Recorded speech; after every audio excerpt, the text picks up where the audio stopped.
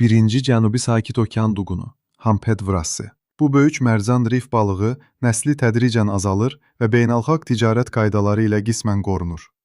İkinci, şimpanze və digər meymunlar. Məsələn, lemurlar, maymunlar və şimpanzelər də nəsli təhdid altına olan növlər sırasındadır.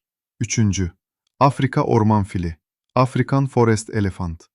Sahra-altı Afrikada yaşayan bu fil alt növü ciddi say azalması ilə üzləşib. 4. Qızıl zəhərli qurbağa, Golden Poison Frog.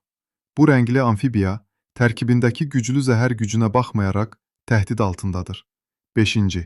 Nəhəng kaplumbağa, EC Galapagos tortoise.